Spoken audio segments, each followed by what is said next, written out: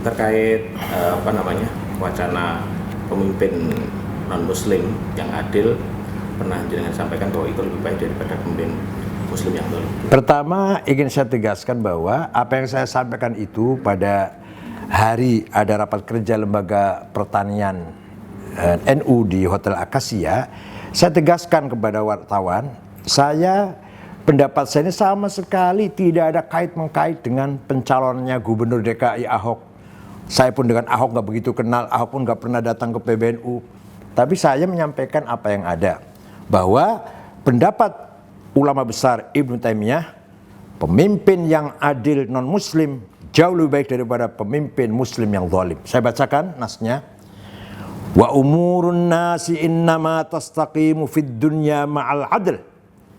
Persoalan manusia, persoalan kemanusiaan atau masyarakat manusia itu bisa tegak dengan baik di dunia ini hanya dengan keadilan. Alladzi qad yakunu fil ishtiraf fi ba'di anwa' itsmi aktsar mimma tastaqimu ma'adz zulmi fil huquq. Yang boleh jadi keadilan pemerintah yang menegakkan keadilan itu dia melakukan dosa seperti non muslim. Nah, itu akan lebih tegak daripada orang yang dalam hal agama tidak melakukan dosa tapi zalim. Wa illam tashtarik fi itsm. Wa lihadza qila inna Allah yuqimud dawlatal adilata wa in kanat kafiratan wa la yuqimudz zalimata wa in kanat muslimatan. Sesungguhnya Allah akan memperkuat negara yang adil walau negara itu dipimpin oleh seorang non muslim kafir, dan Allah tidak akan melanggengkan, memperkuat negara yang zalim wa in kanat muslimatan walau dipimpin oleh orang yang Islam. Wa yuqal ad-dunya tadumu ma'al adli wal kufri wa la tadumu ma'adz zulmi wal Islam. Dunia ini bisa langgeng, bisa tegak dengan keadilan dan kekufuran, dan tidak akan langgeng dengan kezaliman dan Islam. Jadi yang paling penting di sini adalah keadilannya. Sebenarnya masalah Islam atau Muslim sebenarnya tidak masuk dalam konteksnya ini. Waqad qala Nabi sallallahu alaihi wasallam, Nabi bersabda, "Laisa dzambun asra'an 'uqubatan minal baghi wa qati'atir rahim." Tidak ada dosa yang oleh Allah cepat disiksa di dunia ini. Dua dosa yang paling cepat. Pertama, kezaliman. Kedua, memutuskan silaturahim. Fal baghi yusra'u fid dunya.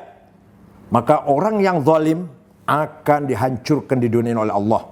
Wa in kana maghfuran lahu marhuman fil akhirah. Walaupun orang itu nanti di akhirat diampuni masuk surga karena dia orang Islam, tapi dia karena jadi pemimpin yang zalim akan mendapatkan ancaman sanksi dari Allah di dunia ini. Wa dzalika annal 'adla nidhamu kulli syai'. Kenapa demikian?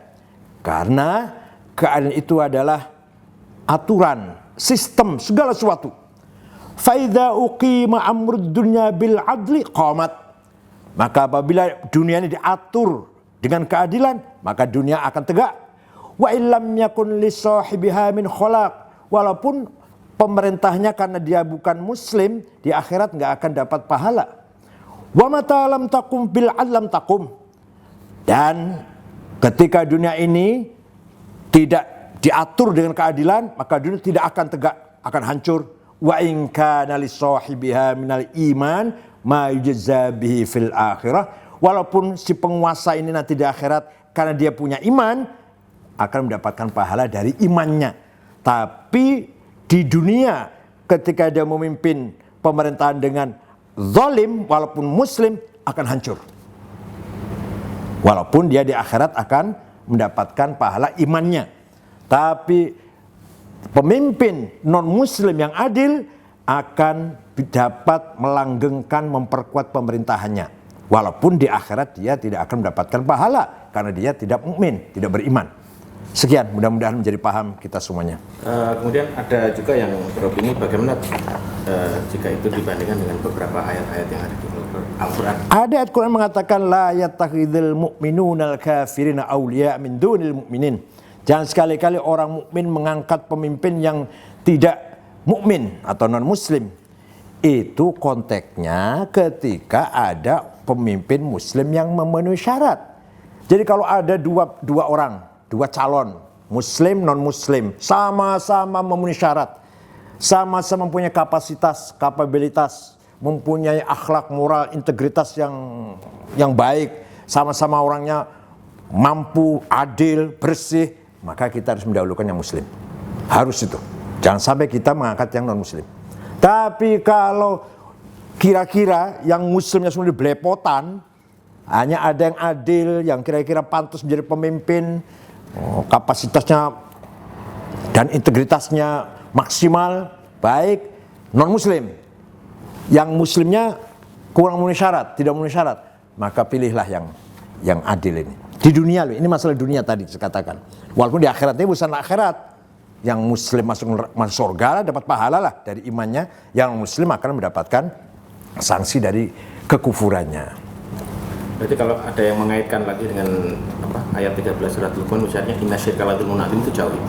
Masalah itu masalah agama. Artinya masalah ini masalah dunia, kepemimpinan ini masalah dunia. Nah, aturan di dunia ini ada keadilan, tadi dikatakan oleh seorang ulama besar Ibnu Taimiyah. Masalah keadilannya adalah sistem segala sesuatu. Kalau sesuatu dengan adil akan baik, kalau tidak adil akan hancur. Masalah iman, musyrik, non-muslim, akhirat. Tadi tegas sekali, jelas sekali. Pemimpin yang adil walaupun non-muslim, pemerintahannya akan tegak. Allah akan mendukung pemerintahan itu. Walaupun si orang ini karena non-muslim, di akhirat akan mendapatkan sanksi dan tidak mendapatkan pahala.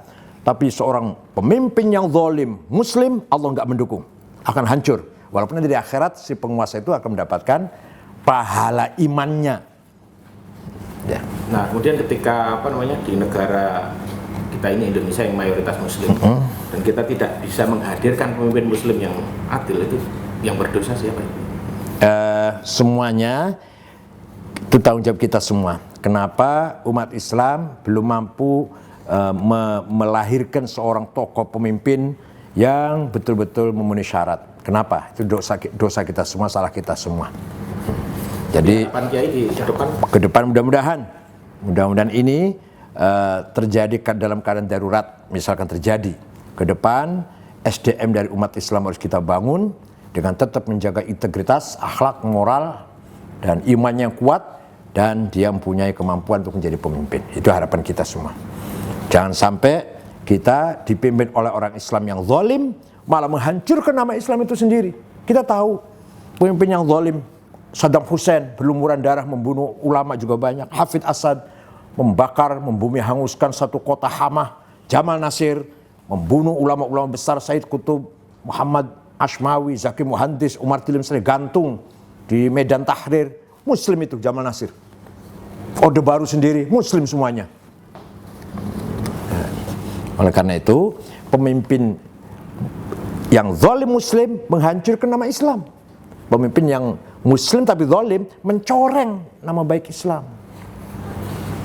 Mudah-mudahan ke depan kita mampu memiliki seorang pemimpin yang bersih, integritasnya maksimal, kualitasnya maksimal, dan beragama Islam. Mudah-mudahan. Terima kasih.